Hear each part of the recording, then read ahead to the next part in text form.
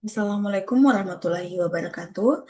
Perkenalkan, nama saya Nur Haliza dengan NIM 2303055010053 dari Program Studi Gizi Fakultas Ilmu Keolahragaan dan Kesehatan Universitas Negeri Makassar.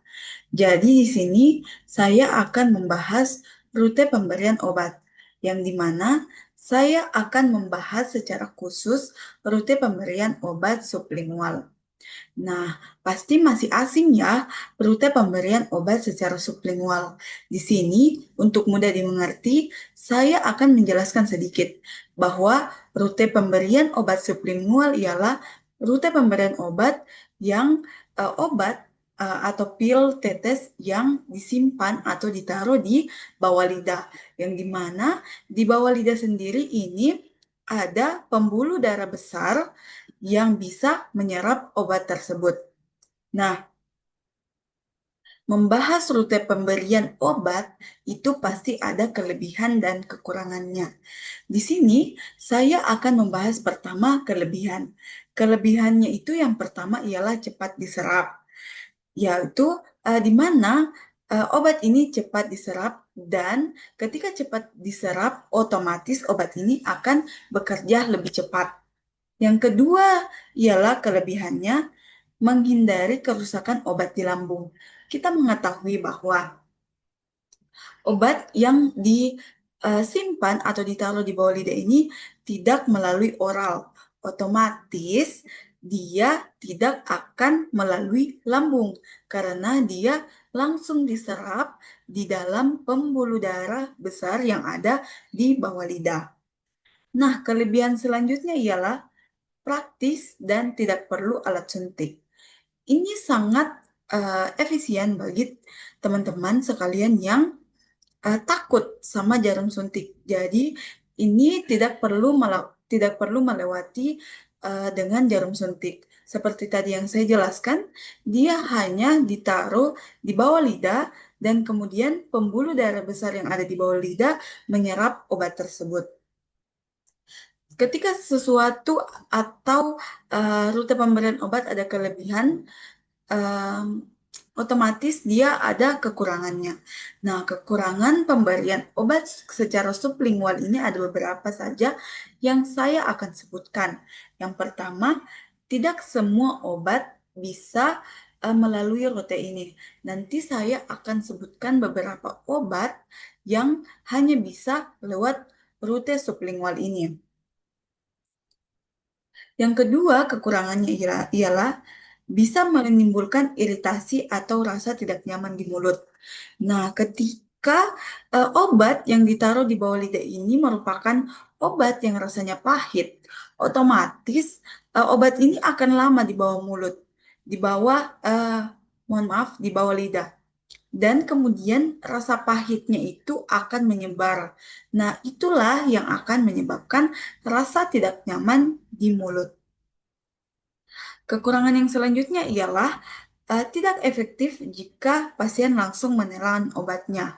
Nah, di sini ada juga jurnal yang menjelaskan, ialah jurnal keperawatan yang dimana mahasiswa keperawatan ini baru mengetahui bahwa pemberian obat secara sublingual ini tidak boleh dikonsumsi atau diberikan tambahan air minum karena rute pemberiannya tidak melalui oral.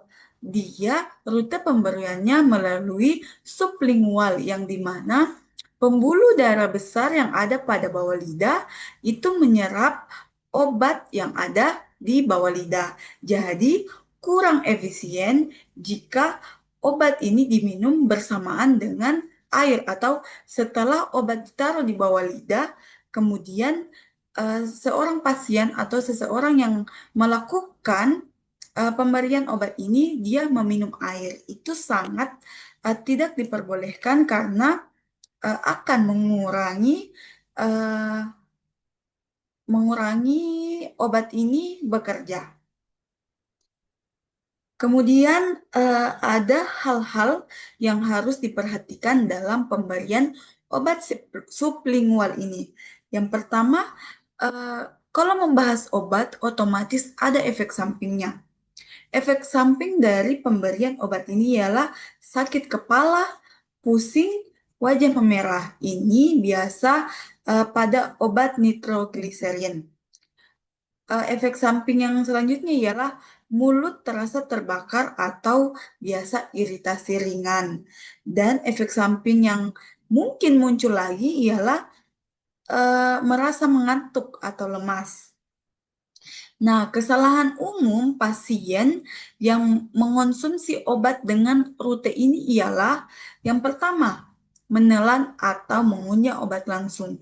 Seperti yang sudah saya jelaskan, obat ini tidak dikonsumsi melalui oral, tetapi pembuluh darah besar yang ada di bawah lidah itu akan menyerap zat-zat pada obat ini.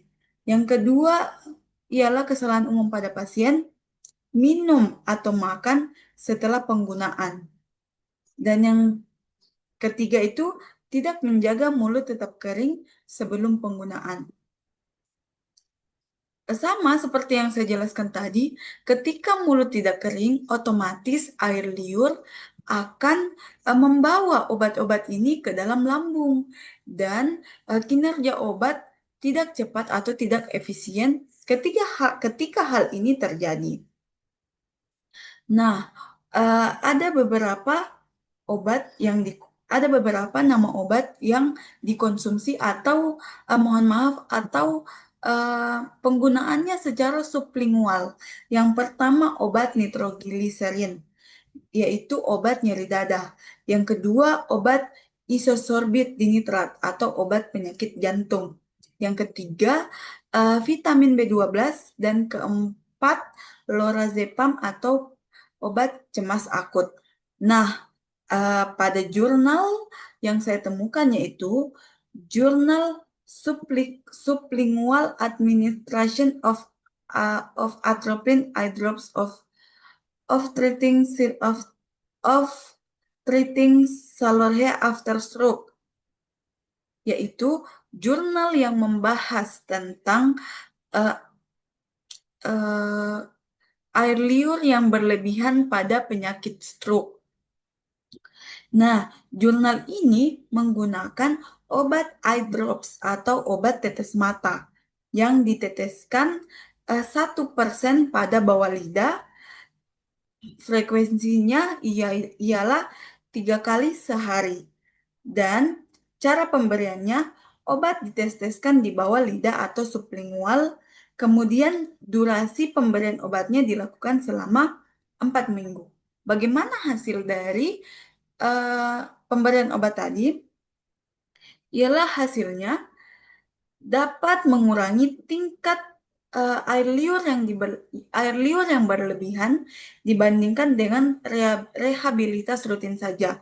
Jadi, pemberian obat sublingual ini hanya berlaku pada obat-obat tertentu seperti tadi obat tetes mata kepada pasien stroke yang produksi air liurnya itu berlebihan.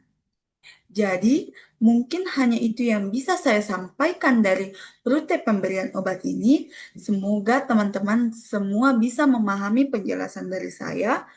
Wabillahi taufiq wal hidayah. Wassalamualaikum warahmatullahi wabarakatuh.